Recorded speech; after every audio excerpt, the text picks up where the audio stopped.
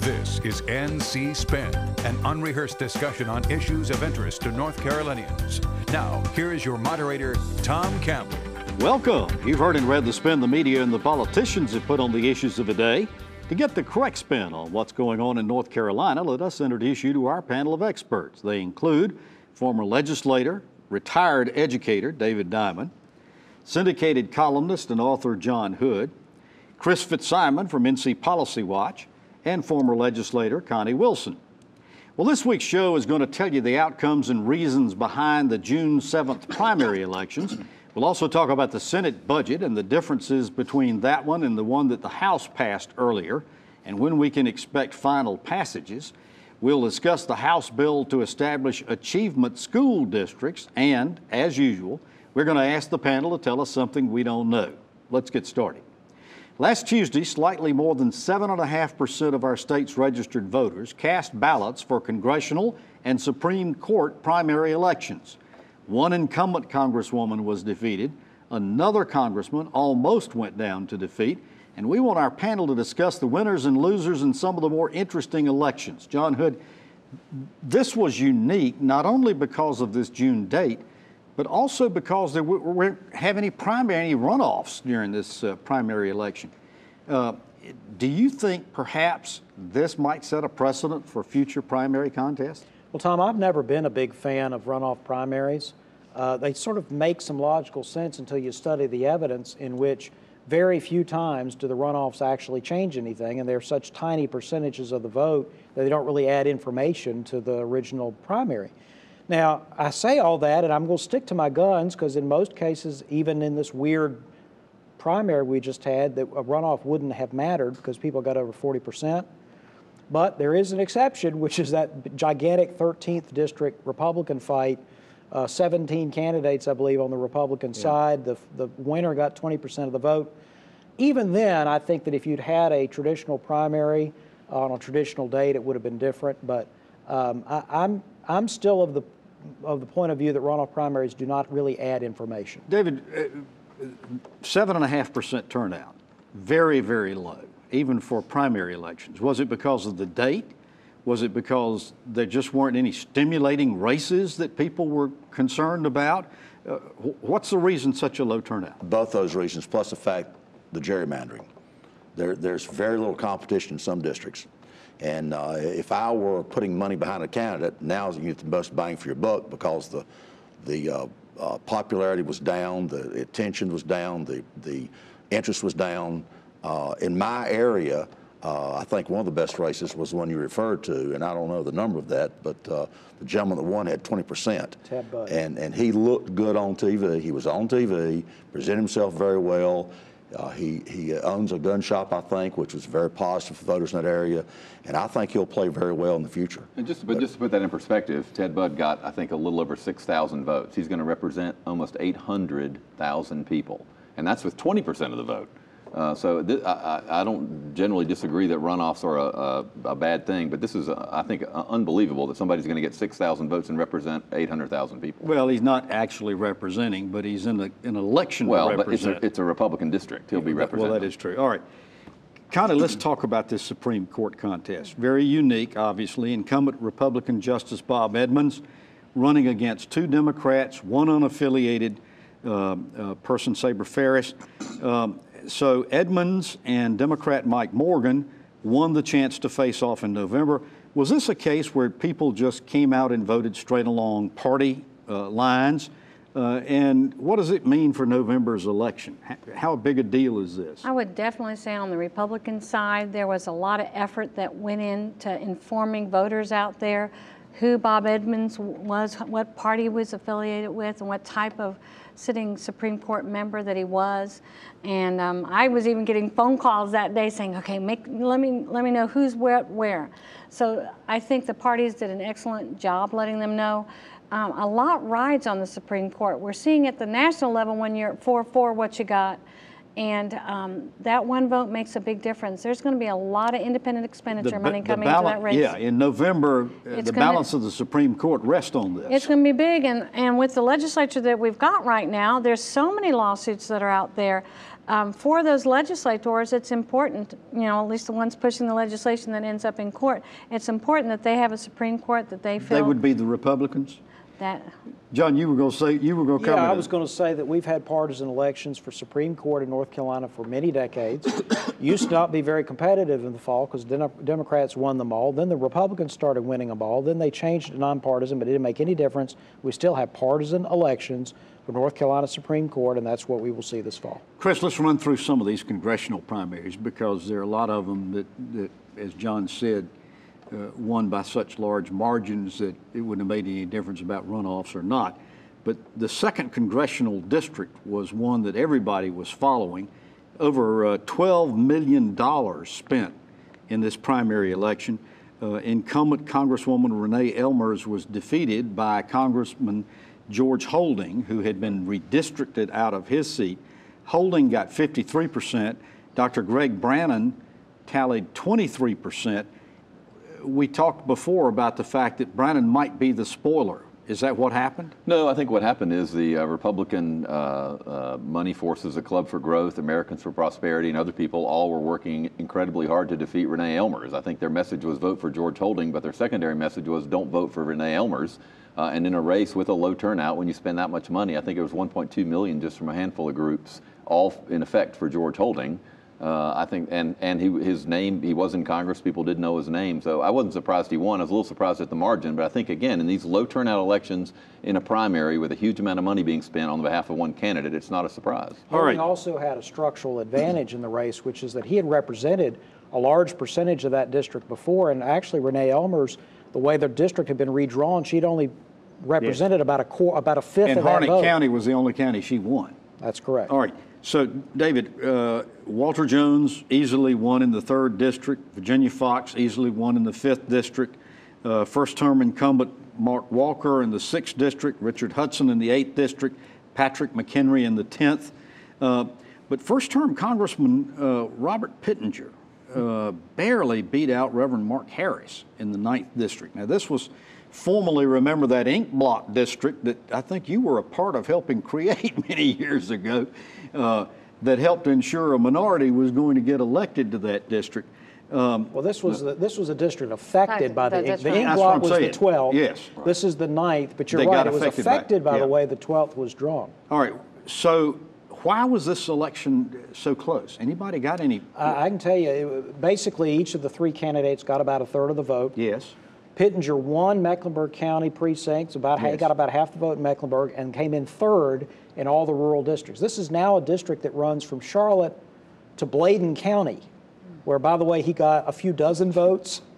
So Pittenger has not represented this area before. He's probably only recently visited this area, so he's going to have to work very hard, assuming that this holds up. There's only a 142 vote margin. The other district, there's going to be a recount, and there are absentee ballots still out to be counted, so we'll have to see how it shakes out. The other district that got kind of interesting was this 12th district, which was formerly Mel Watt's district. Congresswoman Alma Adams, again, it got reformed. A lot of controversy about the fact she hadn't moved from Greensboro to Charlotte, where the heart of the district was, but she was facing off some stiff opposition. Former Senator Malcolm Graham, Tricia Cottom, Carla Cunningham. How was she able to rack up 42% of the vote? Well, she had a well-financed campaign. Remember, she represented a lot of these people before. In the legislature. And you don't have to, obviously, you don't have to live in the district to run in it. We've seen that many times, but she did have a home or rent a home in Charlotte. There was a controversy, a TV report alleged that she still lived in Greensboro, but that actually didn't hurt her. She had a very effective ad. She's very colorful. She wears hats. She had a very cute ad. She's well known to the people in Charlotte, and they reelected her. Also, Alma's a much better politician now than she used to be. When we served in the House of Representatives together, she's very smooth. I see her on TV a lot. She does a good job, speaks well, has a lot of connections. It's finally paying off. And if she had been against one Mecklenburg County Democrat, she might have lost. but she was against several Mecklenburg County Democrats, so she won. All right, let's shift over to the 13th district, because this is the one that you almost needed a scorecard to tell all the players in. I want to talk first about the Democratic contest. Unofficial results show Bruce Davis winning over Bob Eisner, 112 votes. It was the final outcome there. Was this a surprise ending to anybody? Well, I'm surprised there were at least 112 votes in the Democratic primary for that district. As David said, I mean, it's a Republican district. No question. Well, over on the other side, we had 17 candidates, and Ted Budd won. Ted got independent expenditure money, and again, running against some very well-known political operatives, including 3 legislators. What happened there? Well, it's back to having so many people running and splitting up the votes in the counties and turning out just a few votes. I know Ted Budd won, but what was amazing is that John Blust came in second. Yes. Not raising a lot of money. Both he and Ted had the same strategy. A lot of people predicted Julia Howard was going to Well, do it. because the realtors did an independent expenditure campaign for her, but John knocks on doors. And he went out for weeks knocking on doors, and that made a difference. It's also important to remember that because of the quirkiness of this election, those legislators didn't give up their legislative seats. They sort of had a free run. So Representatives Blust and Howard and Senator Brock, all those guys actually could come back to the General Assembly in the fall. So it was sort of a free pass to give it a shot. Final word, John. I saw ads from all those people, and the ads, as a teacher, the ads didn't teach me what district they were in. I think a lot of people confused the name. You recognize the name, Blust, whatever happens to be. The name recognition is what got the vote, because the districts are so confused now. Yeah, this is the first time people voted in these districts. To support that point, actually, if you look at all the counties, there was a native son or daughter that did well, first or second in Guilford County, Hank Henning and John Blust, because they were both office holders in Guilford. You saw the same thing in Salisbury, Rowan, with Harry Warren and the head of the Conservation Trust, Matt McCall, who's the Register of Deeds in Iredell, won that county easily. Ted Budd won this race because he came in second in lots of places. Yes, you're right. Pays to be everybody's second choice, huh? Well, we thank you for watching NC Spin on the air or on YouTube. Here's a reminder, there's not much more to see on our website, ncspin.com or NC Spin on Facebook. You'll find video footage not seen anywhere else, perspective pieces from our panel, and my weekly column. Get more balanced debate from the Old North State on ncspin.com, NC Spin on Facebook, or on Twitter at NC Spin Tweets. After these messages, we're going to talk about the state budget dance. NC Spin will return after these messages. Baseball players from other countries are considered guest workers here. Baseball, the previous administration and Congress cut a deal in 2006 allowing foreign players to travel freely across the country. Not so for agriculture guest workers. They're vilified for doing work Americans won't, and they face a mountain of red tape just to get here. Shouldn't American agriculture get the same consideration as baseball? Farm Bureau and Agriculture, we keep North Carolina growing. North Carolina is a great state with great assets. Among them are 180,000 state employees. Our legislators are considering important decisions regarding working conditions, health insurance, retirement benefits, and pay for state employees. Scenic is the one voice at the table when those decisions are being considered. Scenic is revitalized and refocused. A stronger Scenic ensures a more effective voice. Learn more at www.scenic.org. We now return to NC Spin. Shortly after the legislature convened the short session, the House and Senate leadership agreed on a spending cap of $22.225 billion for the coming year. The House passed a budget, the Senate followed suit. Now the work shifts to conference committees to iron out the differences between the two. Connie, you spent a lot of time over there in that building. We understand that the legislature wants to get this budget passed, go home, run their re-election campaigns. Some say we could see passage as early as next week. What are you hearing? I am hearing that it's a good possibility will be done July 4th weekend. And usually what happens with our schedule is they get the budget done about a week before session's over, and they have some cleanup bills going on. They have started in the last few days appointing the conferees. Even before conferees have been appointed, the different chambers are meeting behind closed doors trying to figure out what their differences are. They are really trying to streamline this thing, and it's going to come down to teacher pay raises, state employee pay raises, and the taxes. I was going to ask Chris about this. Most of the discussion that we've heard about this is focused on teacher pay raises, state employee pay raises, and cost of living increases. What's your expectation of what's going to happen there? Well, I think they're going to have, when there's a number, it's easier to compromise as when there's policy. I think there will be a big debate about teacher pay raises, and I hope they can find some money for cost of living of state employees, retirees who haven't had a cost of living increase since 2009. I think state employees certainly deserve more than what's in the Senate budget. But there's also, the Senate has again put a lot of policy, environmental policy, sweeping environmental policy in the budget that the House doesn't have. The House has things like changing the A through F grading system, which is long overdue to take into account growth. So there's a lot. The Senate doesn't do that. So there's a lot of policy decisions. It's not just money. And sometimes those are the things that can hold it up, because you can split the difference between money, but when somebody wants to change a policy, you either change it or you don't. John, one of the things that I noted that's a big difference here is the money being allocated for savings. We've talked about that before. The House puts $200 million aside, whereas the Senate stepped it up to $500 million. Why the big difference? I think it's a little bit higher. I think maybe $300 million on the House side. Okay. But anyway, there are differences. Partly this has to do with if everybody's aiming for the 8% threshold, we essentially require or urge local governments to keep 8% minimum as a reserve. The state's never done that. So both chambers would like to get to 8% reserves. Well, do you count the Medicaid earmarked reserve or not? If you count the Medicaid reserve, the House number is enough to get you to 8%. If you don't count the Medicaid reserve and you're just looking at the rainy day fund, the Senate gets you to 8%. That's really what this is about, trying to aim for a really large rainy day fund, which is a good idea. David, as you remember, the big business of short sessions always is to tweak the budget. But obviously the 800-pound gorilla in the room this year has been HB 2. Any ideas as to what might happen? Is there going to be some movement on HB 2? I don't think so. I think everybody's going to stay exactly where they are, and there'll be some repercussions on both sides during the election, but I don't know anything about HB 2 moving at this point. Anybody else know of anything taking place? At this point, I'd say the Senate's pretty locked in that they don't want to make changes right now. There might be some interest among some House members, but it's not enough to get it over the finish line. I disagree. Okay.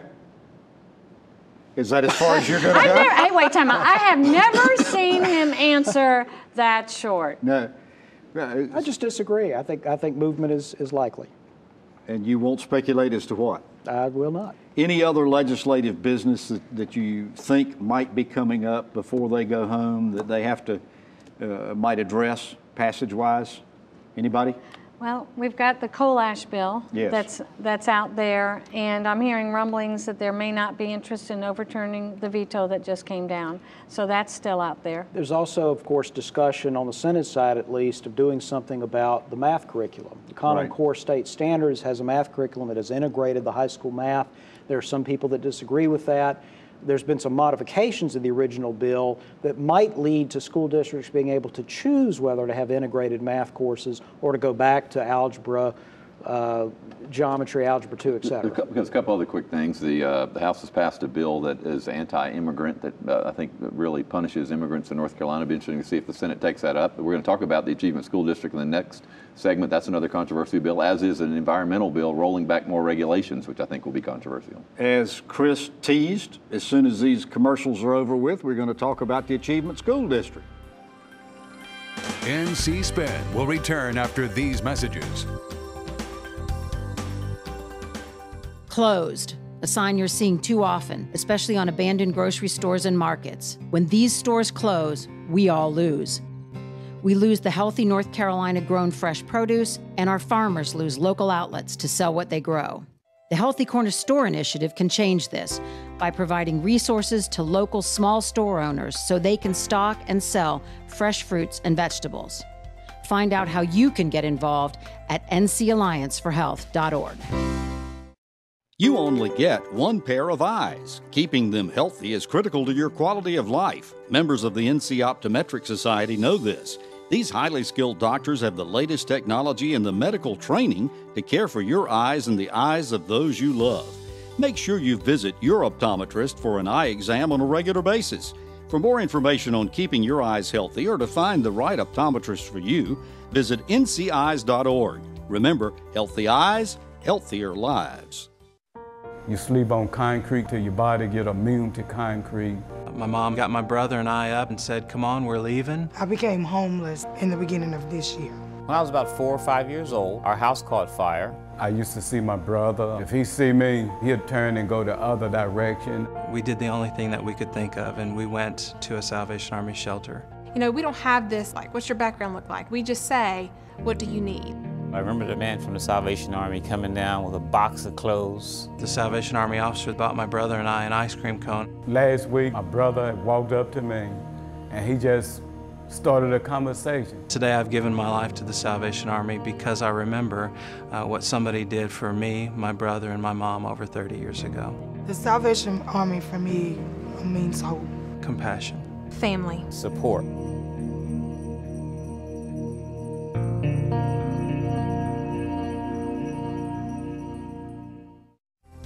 We now return to NC Spin.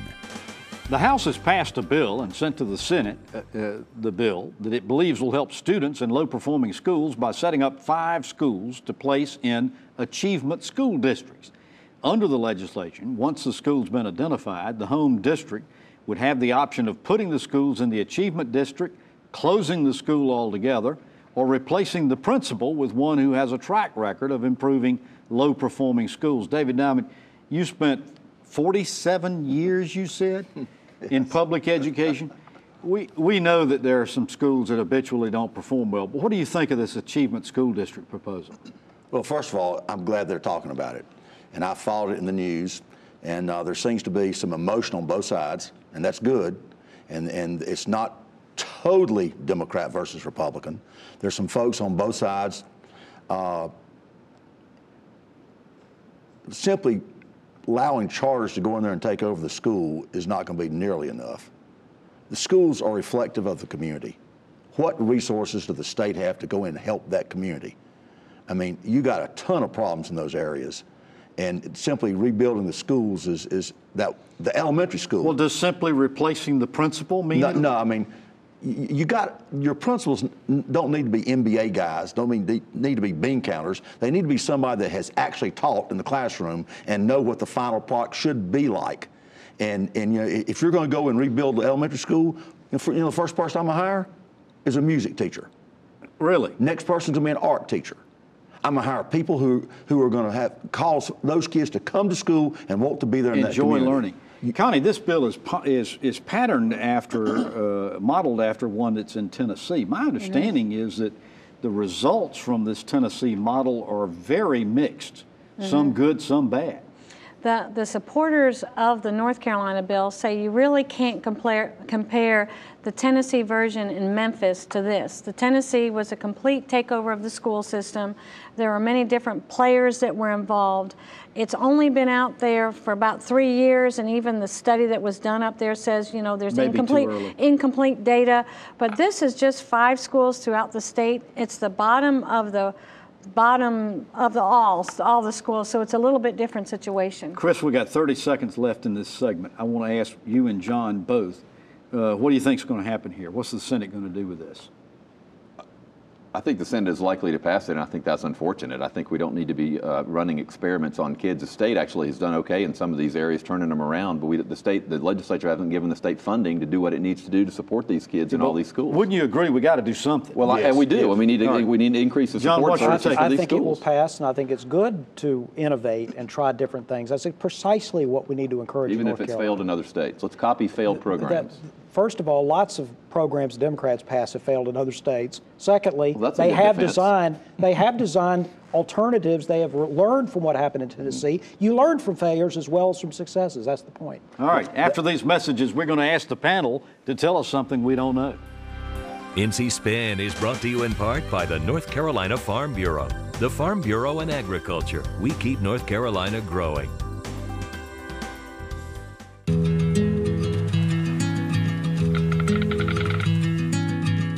The cost of everything has gone up dramatically over the last 75 years.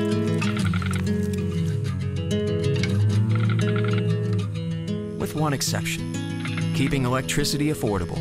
That's the power of your co-op membership. Learn more at togetherwesave.com. North Carolina's Touchstone Energy Cooperatives, looking out for you. It's a fact. Patients who receive care in the medical home from a trusted family physician reduce healthcare costs through prevention, early detection, and affordable management of high-cost chronic diseases. Every dollar invested in healthcare matters. Let's invest them wisely, building on North Carolina's medical home model. Better health begins with a medical home, a trusted family physician, the best return on our healthcare investment. Learn about the importance of medical homes at ournchealthcare.com. North Carolina is a great state with great assets. Among them are 180,000 state employees. Our legislators are considering important decisions regarding working conditions, health insurance, retirement benefits, and pay for state employees. Scenic is the one voice at the table when those decisions are being considered. Scenic is revitalized and refocused. A stronger Scenic ensures a more effective voice. Learn more at www.scenic.org. We now return to NC Spin. All right, now it's time for the best part of the show, in my opinion, and that's when we ask the panel to tell us something we don't know. John Hood, start with you.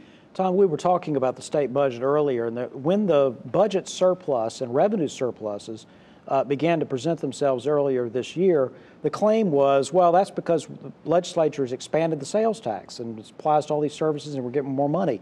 That is not the math. Sales tax is up a little bit. The real gain is in income tax revenue. It's up 10% year to year. Wow.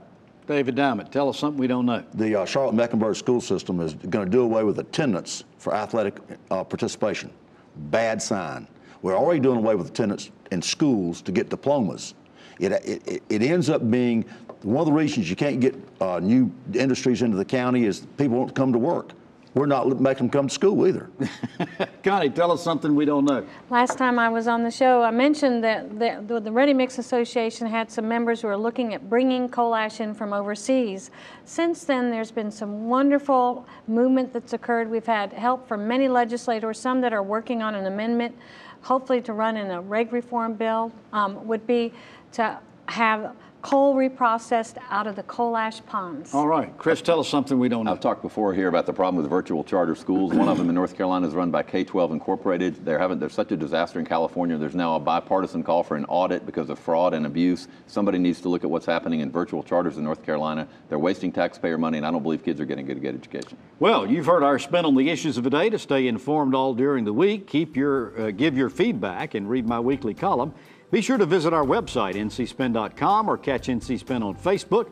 And join us next week when we'll have more balanced debate for the Old North State. Until then, stay informed and watch out for the spin.